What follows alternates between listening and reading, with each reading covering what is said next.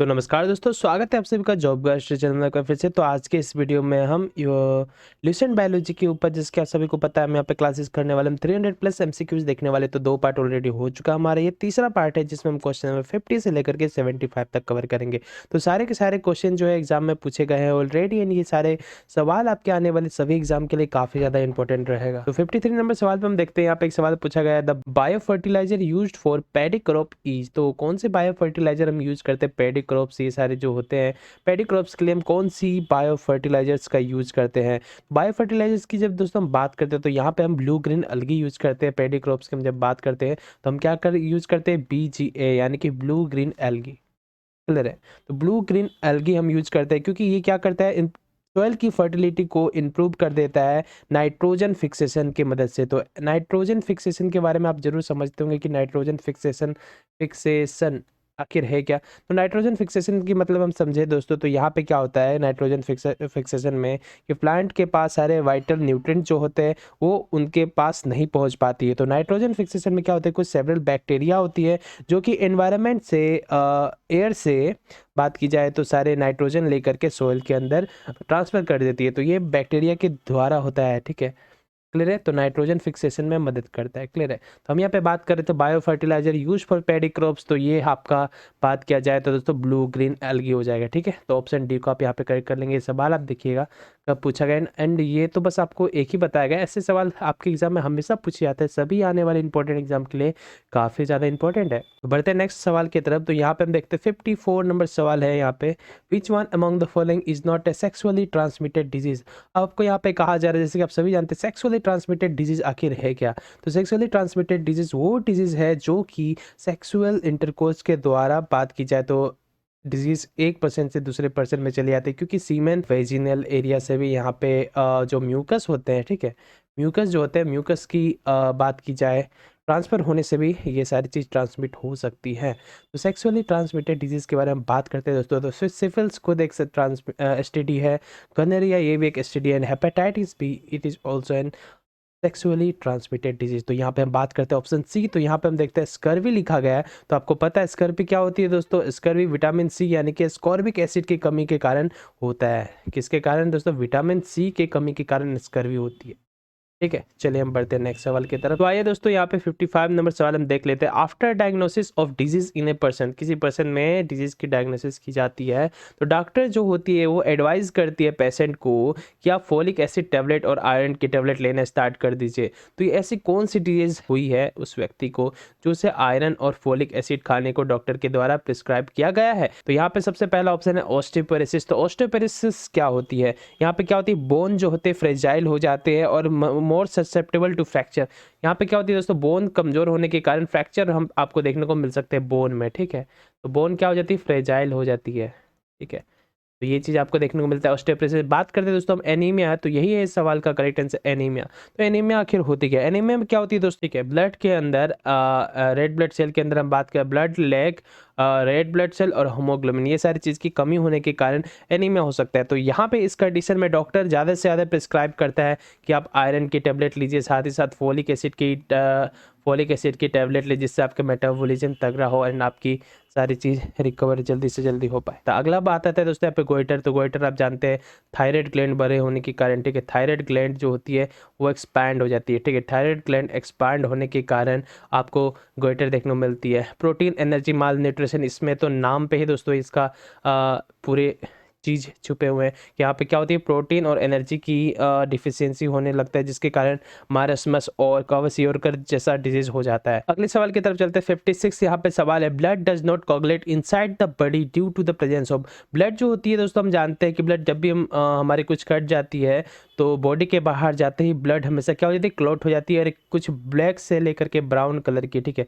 Black से brown colour की एक परत चिपक जाती है जिस एरिया में कटी हुई है। तो क्या हो जाता है दोस्तों, उसको हम कोगुलेशन कहते हैं, यानी कि वहाँ पे सारे ब्लड के जो सेल्स होते हैं, सेल्स वहाँ पे जम जाते हैं। ठीक है, ये जमते किस लिए दोस्तों, तो ये जमते हैं वो हम आगे बात में बात करेंगे, लेकिन इस सवाल में आपको पूछा जा रहा है बॉडी के अंदर ब्लड आखिर क्यों कोगुलेट होता है, ठीक है, बॉडी के अंदर ब्लड क्यों कोगुलेट नहीं होता है, बॉडी के अंदर खून क्यों नहीं जमता है, जबकि कटने के बाद बाहर जब ब्लड आती है कुछ टाइम के बाद वहाँ पे ब्लड जमना स्टार्ट हो जाती है, आखिर ऐसा होता है क्या है। दोस्तों यहाँ पे सारे खेल जो है प्रोटीन की खेल होती है, ठीक है। तो हमारे बॉडी के अंदर दोस्तों हम बात करें तो हेपरिन जैसी प्रोटीन पाई जाती है, ठीक है। हेपरिन बॉडी के अंदर क्या पाई जाती है दोस्तों, हेपरिन पाई जाती है। तो हेपरिन के कारण यहाँ पे कोगुलेशन नहीं हो पाता है, क्योंकि हेपरिन क्या है, हेपरिन एक एंटी कोगुलेंट प्रोटीन है, ठीक है, एंटी कोगुलेंट, कोगुलेंट, ठीक है, एंटी कोगुलेंट होती है हेपरिन, क्लियर है। तो ये क्या होती है दोस्तों, कहाँ से प्रोड्यूस होती है, तो बेसोफिल एंड मास्ट सेल से। तो आपको ये चीज़ भी पूछा जा सकता है कि कहाँ से हेपरिन प्रोड्यूस होती है, तो आप याद रखिएगा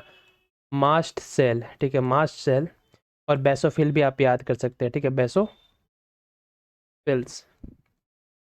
ठीक है, बेसोफिल्स और मास्ट सेल। एंटीकोगुलेंट के बारे में बात करें, हेपरिन क्या है, हेपरिन एक तरह का एंटीकोगुलेंट है। बॉडी के अंदर हेपरिन के कारण ब्लड जो होती है क्लॉट नहीं हो पाती है, वही जब आपका कोई पार्ट कट जाती है तो वहां से ब्लड बाहर आ जाती है, तब एक प्रोटीन आती है दोस्तों फाइब्रिन, ठीक है। फाइब्रिन क्या है, ये इसको हम क्लॉटिंग कहते हैं, ये एंटी कोगुलेंट हो गए ना, तो ये क्लोटिंग फैक्टर होती है, ठीक है। अगला सवाल देखिए दोस्तों, यहाँ पे 57 नंबर सवाल है, which organelle in the cell other than nucleus content DNA.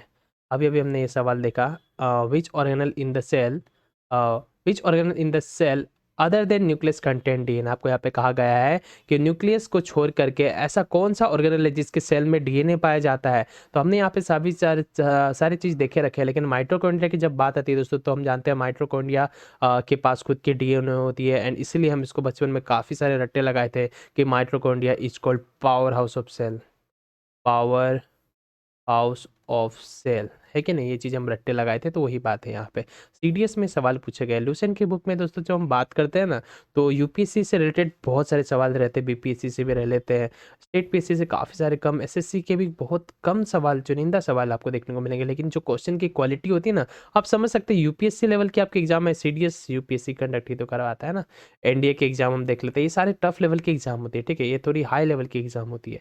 तो ये सारे की आप तैयारी कर लेंगे ना, तो इससे छोटे छोटे सवाल आप अपने आप बना लेंगे। तो हम यहाँ पे अगर जो 300 सवाल भी अगर जो हम आपको करवाते तो 300 सवाल इक्विवेलेंट होगा दोस्तों कम से कम 1000 सवाल के, क्योंकि एक सवाल से मैं आपको 2 से 3 सवाल करा करके दूंगा, एंड डेफिनेटली 3 से आपको 1000 से ज़्यादा सवाल की प्रैक्टिस हो जाएगी बायोलॉजी की, ठीक है। तो ये अभी बायोलॉजी की सेशन चल रही है, इसके साथ अभी हम फिजिक्स की स्टार्ट करने वाले हैं, एंड उसके साथ ही साथ बात की जाए दोस्तों, साइड से हम चला देंगे आपकी केमिस्ट्री की भी, तो सारी चीज़ आपका कवर हो जाएगा। लूसेंट बुक ही हम समाप्त कर देंगे, जैसे कि आपको पता है कंप्यूटर, लूसेंट कंप्यूटर हमने समाप्त कर दिया आपका।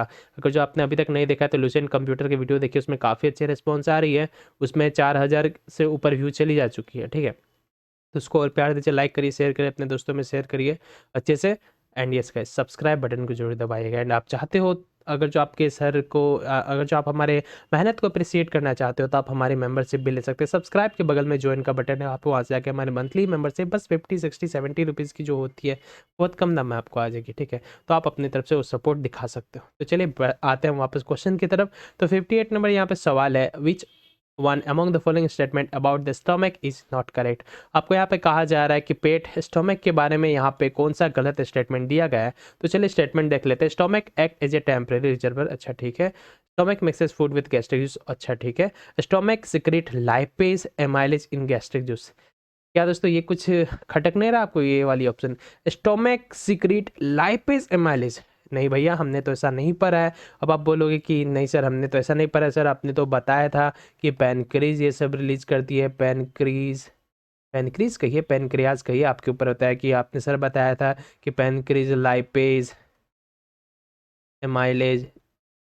डाइजेस्टिव सिस्टम में आपने पढ़ाया था सर कि लाइपेज एमाइलेज और ट्राइप्सिन, ठीक है, ट्राइप्सिन पैनक्रीज द्वारा रिलीज होता है। अभी आप इसमें कैसे बता रहे हो कि स्टोमक द्वारा सिक्रेट होता है? नहीं नहीं, ये स्टेटमेंट ही गलत है, इसको हम गलत करते हैं, लेकिन यही सवाल आपका करेक्ट होगा, क्योंकि आपको यहाँ पे क्या कहा गया है, नॉट करेक्ट, है कि नहीं। तो ये आपका यहाँ पे सवाल का उत्तर हो गया। यहाँ पे देख लीजिए, विच one among the following group of animal maintain constant body temperature in changing environment condition. आपको यहाँ पे कहा जा रहा है कौन सी ऐसी ग्रुप ऑफ एनिमल है, कौन सी ऐसी कैटेगरी है जो कि अपनी कांस्टेंट बॉडी टेम्परेचर को एनवायरनमेंट के अनुसार चेंज कर सकती है आराम से, कोई दिक्कत नहीं होती, किसी प्रकार की एनवायरनमेंट आ जाए वो वहाँ पे सर्वाइव कर लेगी, ठीक है, मेंटेन कर सकती है अपनी कांस्टेंट बॉडी टेम्परेचर को। तो दोस्तों यहाँ पे सबसे पहला नाम आता है बर्ड्स की, तो ये काबिलियत बर्ड्स के अंदर ही होती है, ठीक है, काफ़ी काबिल होते हैं ठंड में सर्वाइव करने के लिए, क्योंकि इनकी जो पंख होती है, फीदर्स जो होती है, आपको पता है फीदर्स, ठीक है, तो उसके मदद से काफ़ी सारे फेवरल ये अपने आप को बहुत अच्छे प्रकार से ढक लेता है। आपने देखा होगा पानी कभी गिराएगा किसी चिड़िया के ऊपर, वो इतनी ऑयली उनकी सरफेस होती है ना कि वो फीदर से सीधा बाहर चली जाएगी पानी, वो भीगेगा ही नहीं जब तक वो ना चाहे, ठीक है। तो ये सारी चीज़ होती है बर्ड्स के साथ, क्लियर है। तो उनकी फीदर्स काफ़ी ज़्यादा हीट उनको दिला देती है।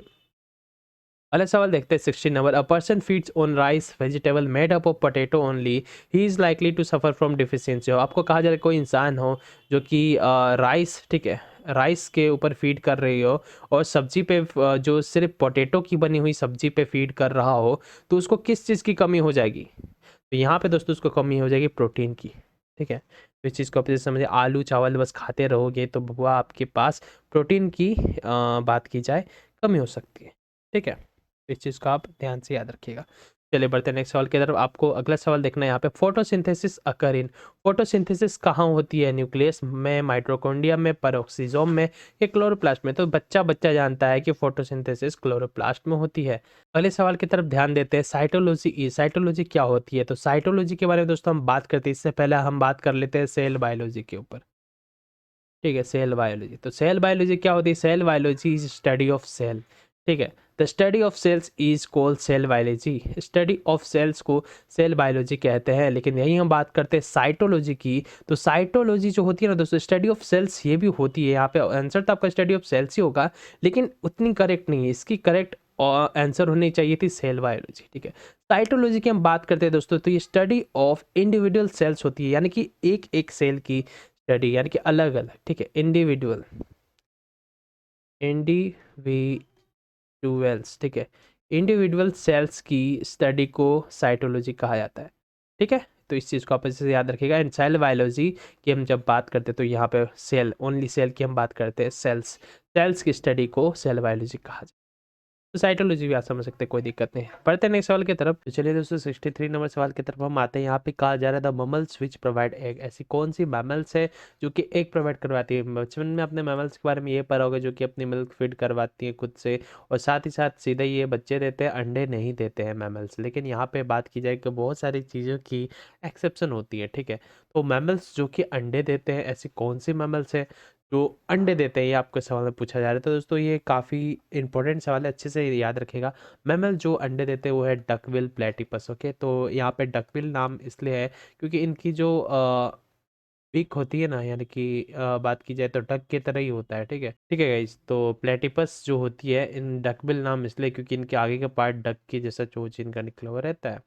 तो यहाँ पे ये नाम तो आपको याद रखनी है। साथ ही साथ प्लेटिपस के साथ एक और मैमल है जो कि एग देते हैं, जिसको हम कहते हैं एकिडना, एकिडना। तो ये नाम आप अच्छे से याद रखिएगा, प्लेटिपस एंड एकिडना, दो ऐसे मैमल हैं हमारे पृथ्वी में बचे हुए जो कि एग देते हैं। बाकी के सारे सारे बात की जाए तो वो सारे लुप्त हो चुके हैं, लेकिन बस अब यही दो ऐसे मैमल हैं जो कि एग देते हैं, प्लेटिपस और एकिडना। अच्छे से नाम याद रखिएगा। बढ़ते हैं नेक्स्ट सवाल की तरफ। Sexual reproduction cause genetic variation because, sexual reproduction जो होती है उसमें जेनेटिक वेरिएशन क्यों आता है, ये आपके सवाल में पूछा जा रहा है। तो जेनेटिक बात की जाए तो यहाँ पे देखने वाली ब्लेंडिंग ऑफ जीन, चाहे सी बात है जीन ब्लेंड हो जाएगी, क्रोमोसोमल चेंजेस भी होंगे, सफलिंग ऑफ जीन भी होंगे। तो यहाँ पे जो करेक्ट आंसर होगा वो ऑल दी अबव होगा। तो ऑल दी अबव को आप यहाँ पे टिक करेंगे, बीपीएससी का ये सवाल है। अगले सवाल की तरफ बढ़ते हैं। तो disease scabies is caused by, यहाँ पे एक सवाल पूछा गया है कि the disease scabies is caused by, scabies disease जो होती है किसके कारण होती है? तो स्कैबिज की जब हम बात करते हैं तो ये एक तरह का क्या है, एक तरह का इन्फेस्टेशन ऑफ स्किन है, ठीक है। स्किन में इन्फेस्टेशन वगैरह, स्किन में माइट के कारण होती है, ठीक है। ये किसके कारण होती है? माइट्स के कारण होती है, जो स्किन में होती है। इसके कारण ईचिंग होता है, ठीक है, ईचिंग होती है, इरिटेशन होता है। तो ये क्या है दोस्तों? ये एक तरह का पैरासाइटिक डिजीज है, ठीक है। पैरासाइट्स के कारण ये होते हैं, ठीक है। लेकिन यहाँ पे ऑप्शन हम देख रहे हैं तो पैरासाइट्स दिया ही नहीं गया है। बैक्टीरिया, फंगी, प्रोटोजोआ, नेमेटोड दिया गया है। तो यहाँ पे पैरासाइट्स है, मान लीजिए कि स्किन में होती है, हमने आपको पहले बताया कि स्किन में होती है, किसी सेवरल पार्ट में स्किन में अगर जो ये होती है तो वहाँ पे आप रेगुलरली इचिंग करेंगे, इचिंग करने के कारण सोर्स हो जाएंगे, ठीक है। इचिंग करने के कारण सोर्स हो जाएंगे, यानी ये सोर्स पे बैक्टीरियल इन्फेक्शन होने की चांसेस बढ़ जाती है, ठीक है। बैक्टीरियल इन्फेक्शन होने की चांसेस काफ़ी ज़्यादा बढ़ जाता है, इसलिए यहाँ पे हम देखते हैं तो बैक्टीरिया उस केस में हम बैक्टीरिया चूज कर सकते हैं, लेकिन स्कैवेज डिजीज जो होती है ये पैरासाइट के कारण होते हैं। ठीक है, इस बात को अच्छे से याद रखिएगा, पैरासाइट्स के कारण होते हैं। तो आइए 66 नंबर सवाल की तरफ बढ़ते हैं। Which one of the following organ breaks fat to produce cholesterol? तो आंसर हो जाएगा दोस्तों लिवर। ठीक है, तो लिवर के बारे में हम बात कर रहे हैं कि लिवर एक ऐसा ऑर्गन है जो कि फैट को कोलेस्ट्रॉल में प्रोड्यूस करवा देता है। पहले सवाल देखिए, 67 नंबर सवाल है, the drug most widely tried against AIDS virus. AIDS की मतलब आप समझते हैं दोस्तों अच्छी तरह से, एक्वायर्ड इम्यूनो डिफिशियंसी साइंड्रोम। तो यहाँ पे देखा जाए इसकी वायरस के बारे में बात करते हैं दोस्तों, HIV नामक वायरस होता है, ह्यूमन इम्यूनो डिफिशियंसी वायरस। कि एड्स में सबसे ज़्यादा वाइडली ट्राइड दवा कौन सी है, कौन सी ड्रग है जो सबसे ज़्यादा वाइडली यूज्ड होती है, ट्राइड किया जाता है? तो ये है दोस्तों एजिडोथायमिडाइन। ठीक है, एजिडोथायमिडाइन अच्छे से याद रखिएगा, एजिडोथायमिडीन। इसको कभी कभी जाइडोरुडिन भी कहा जाता है, तो अच्छे से याद रखिएगा, जाइडोरुडिन। तो यहाँ पे कहा जा रहा था disease athletes foot is caused bye. दोस्तों यहाँ पे हम देखते हैं एथलीट फुट, ये डिजीज के बारे में आपने जरूर सुना होगा, लेकिन इसका नाम एथलीट्स फुट क्यों है? क्योंकि यहाँ पे हम बात करते हैं एथलीट्स के बारे में। तो एथलीट लोग क्या पहनते हैं दोस्तों? शू पहनते हैं कि नहीं? शू पहनते हैं। तो काफ़ी टाइम तक शू पहनने के कारण यहाँ पे इनका काफ़ी ज़्यादा पसीना हो जाता है। कभी कभी समटाइम सॉक्स जो होते हैं, सॉक्स भी भींग जाते हैं। ठीक है, शू भी भींग जाती है। तो यहाँ पे उनके फुट में दोस्तों एक तरह का इन्फेक्शन जैसा हो जाता है। ठीक है, फंगस टाइप का बैठ जाता है। तो डिजीज एथलीट फुट जो होती है वो फंगी के कारण होती है। तो अच्छे से इस चीज़ को आपको याद करके रख लेना, फंगी। ठीक है, जिसको किस प्रकार की फंगी, तो ये भी याद रखिएगा, डर्मेटोफाइट्स। डर्मेटोफाइट्स। ठीक है, तो यही है दोस्तों जो कि रिंग वर्म भी इसी के कारण होती है। तो रिंग वर्म के बारे में हम बात कर रहे हैं। ठीक है, रिंग वर्म क्लियर है। तो एथलीट फुट डिजीज जो होती है वो फंगी के कारण होती है। एथलीट फुट इसलिए इसको नाम में याद रखा गया है क्योंकि एथलीट जो होती है शू पहने हुए रहते हैं, इनकी सॉक्स काफ़ी जल्दी भींग जाते हैं, यानी कि भींगे भींगे चीज़ जो होती है जहाँ पे एयर पास ना हो रहा हो, एयर पास ना हो रहा हो, तो उस जगह पे आपको ये सारी चीज़ देखने को मिल सकती है। अगले सवाल की तरफ हम ध्यान दें, 69 number, the lichen is formed through the mutual combination of two species of the plant which are. आपको यहाँ पे कहा जा रहा है दोस्तों लाइकेन के बारे में। तो लाइकेन क्या है? लाइकेन एक तरह का सिम्बायोटिक एसोसिएशन जिसको म्यूचुअल कॉम्बिनेशन कहा जा रहा है। यहाँ पे म्यूचुअल कॉम्बिनेशन, यहाँ लेकिन यहाँ पे करेक्ट वर्ड यूज करना चाहिए था सिम्बायोटिक एसोसिएशन। Symbiotic association. ठीक है, सिम्बायोटिक एसोसिएशन का मतलब ये होता है दोस्तों दोनों को एक दूसरे से फायदा होता है। यही हम बात करते हैं पैरासाइट की। तो पैरासाइटिक, ठीक है, एक सिम्बायोटिक होती है, एक पैरासाइटिक होती है। पैरासाइटिक क्या होता है? जो दूसरे के ऊपर बस फीड कर रहा हो, बस उससे प्रॉफिट ले रहा होगा, चारों तरफ से प्रॉफिट ले रहा हो, लेकिन उसको किसी प्रकार का फायदा ना दे रहा हो, उसको पैरासाइटिक कहते हैं। लेकिन सिम्बायोटिक की हम बात करते हैं दोस्तों, तो इसको लेने लेने और इसको क्या बात की जाए तो देने, इसको लेने देने दोनों आता है। ठीक है, तो इस पॉइंट को आप याद रखिएगा। सिम्बायोटिक एसोसिएशन होती है लाइकेन किस चीज़ की? फंगी और एल्गी की। ठीक है, तो यहाँ पे दोस्तों बात की जाए फंगी और एल्गी की सिम्बायोटिक एसोसिएशन को लाइकेन कहा जाता है। ठीक है, तो अच्छे से याद रखिएगा, ऑप्शन डी आपका यहाँ पे करेक्ट हो जाएगा। लेकिन आपको यहाँ पे समझना ये है कि एल्गी जो होती है वो क्या करती है। तो एल्गी के दोस्तों हम जानते हैं कि एल्गी में फोटोसिंथेसिस होती है। ठीक है, तो फोटोसिंथेसिस के मदद से ये क्या करती है? फंगी को फूड प्रोवाइड कराती है। ठीक है, एल्गी क्या करती है? एल्गी यहाँ पे इसको फूड प्रोवाइड करवाती है। ठीक है, फूड प्रोवाइड करती है। और फंगी क्या करता है? सराउंडिंग से, चारों तरफ के सराउंडिंग से न्यूट्रिएंट्स को ये वो गैदर करता है। फंगी क्या करता है? गैदर करता है सारे न्यूट्रिएंट्स को, ये सारे न्यूट्रिएंट्स को गैदर कर देता है। क्लियर है? इस बात को दोस्तों आप अच्छे से याद रखिएगा फंगी एंड एल्गी के बारे में। सिम्बायोटिक एसोसिएशन लाइकेन की होती है फंगी एंड एल्गी के साथ। एल्गी क्या करता है? फोटोसिंथेसिस की मदद से फूड प्रोवाइड कर देता है फंगी को। फंगी क्या करता है? जितने प्रकार के न्यूट्रिएंट्स होते हैं उस सारे को गैदर करके एल्गी के पास पहुंचा देता है। अगला सवाल देखते हैं 70 नंबर, an individual whose blood type is B may in emergency donate blood to a person whose blood type is. आपको यहाँ पे कहा जा रहा है कि इंडिविजुअल जिसकी ब्लड ग्रुप बी है वो इमरजेंसी के तौर पे किसको ब्लड दे सकता है।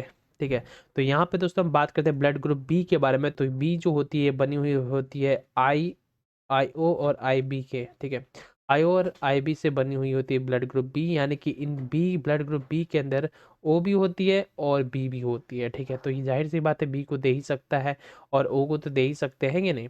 लेकिन यहाँ पे बात की जा रही है ब्लड ग्रुप बी इमरजेंसी के वक्त में किसको ब्लड डोनेट कर सकता है। तो यहाँ पे देखते हैं दोस्तों बी और ए दी गई। ए तो कहीं से भी नहीं है, ठीक है, ए बी और ए दिया गया है, तो ए यहाँ पे कहीं से नहीं है। ए और ए ओ को दे सकते हैं लेकिन ए को नहीं दे सकते, तो इसको भी हम क्रॉस करते हैं। बचते हैं आपके पास बी, तो जाहिर सी बात है बी तो बी को दे ही सकता है, लेकिन यहाँ पे हम देखते हैं ए बी ब्लड ग्रुप में, तो ए बी ब्लड ग्रुप के ऊपर भी दोस्तों आई ए और आई बी होता है, ठीक है। तो एक बी जाकर के इसको आराम से हम दे सकते हैं, ठीक है। तो ब्लड ग्रुप बी इमरजेंसी के तौर पे ए बी ब्लड ग्रुप को ब्लड डोनेट कर सकती है, ठीक है। तो इस चीज़ को आप याद रखिएगा। और एक और चीज़ आपको याद रखनी है, यूनिवर्सल यूनिवर्सल डोनर।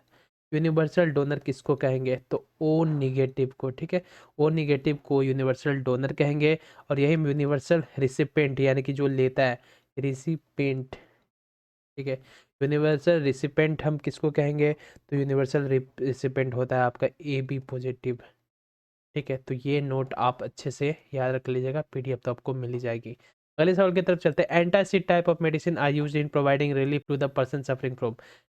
सवाल में ही इसका उत्तर छुपा हुआ। एंटासिड, एंटासिड यानी कि एंटासिड का मतलब एंटी एसिड, यानी कि पेट में जो एसिड बनती है उसको ये रोक सकती है, ठीक है। एंटासिड की हम बात करते हैं दोस्तों, एसिड ह्यूमन के शरीर में एसिड बनता कहाँ है, जाहिर सी बात है स्टोमक में होती है हाइड्रोक्लोरिक एसिड, गैस्ट्रिक जूस जो होती है, ठीक है। तो वहाँ पे जो पेन वगैरह होती है उसको रिलीफ कराती है, ठीक है। तो यहाँ पे स्टोमक पेन के बारे में हम बात कर रहे हैं, तो इसको रिलीफ कहाँ पे पहुँचाएगी, स्टोमक पेन में। क्लियर है, स्टोमक पेन, ठीक है। चलिए दोस्तों बढ़ते हैं नेक्स्ट सवाल की तरफ। अगला सवाल आपका यहाँ पे, growth and repair of damage tissue involve. Mitosis की हम जब बात करते हैं ना, माइटोसिस, ठीक है, माइटोसिस क्या होती है, तो माइटोसिस दोस्तों एक तरह का सेल डिवीजन होती है। एक सेल जो होती है वो डिफ्रेंशिएट होकर के, ठीक है, डिवीजन करके दो आइडेंटिकल सेल प्रोवाइड करा देती है, ठीक है। यानी कि जो डॉटर सेल जो होंगे ना, ये एग्जैक्ट कॉपी होंगे, क्या होंगे, एग्जैक्ट कॉपी। एग्जैक्ट कॉपी को ही दूसरे लैंग्वेज में क्या कहा जाता है, एग्जैक्ट कॉपी को ही दूसरे वर्ड में हम कहते हैं क्लोन, ठीक है। यानी कि जो डॉटर सेल होते हैं वो एग्जैक्ट कॉपी होंगे अपने पेरेंट सेल से, ठीक है। तो ये चीज़ होता है माइटोसिस डिवीजन में, ठीक है। तो यहाँ पे कहा जा रहा है, तो ग्रोथ और रिपेयर जो होती है ये सारे के सारे जितने भी होते हैं ये आपकी माइटोटिक सेल डिवीजन में ही होती है, तो अच्छे से याद रहेगा। अगले सवाल की तरफ चलते हैं। Which one among the following statement regarding cell is not correct. Cell के लिए कौन सा यहाँ पे स्टेटमेंट गलत है, तो यहाँ पे देखते हैं, shape and size of the cell are related to the specific function, some cell have changing shape, each cell has its own capacity to perform, same type of cell are present in all body tissue. तो यहाँ पे इस sentence को देखिए, same type of cells are present in all body tissue, हमारे body के सारे tissue में एक तरह की सेल्स होते हैं, ये कहा जा रहा है यहाँ पे, ठीक है। यहाँ पे क्या कहा जा रहा है कि हमारे बॉडी के जितने सारे पार्ट में जितने सारे सेल्स होते हैं वो सारे के सारे सेल्स एक प्रकार के होते हैं, ये आपके सवाल में कहा जा रहा है, जो कि यहाँ पे गलत है। हमारे बॉडी में डिफरेंट टाइप ऑफ सेल्स पाए जाते हैं, ठीक है। अगले सवाल देखिए 74, dropsy is a disease cause due to adulteration in.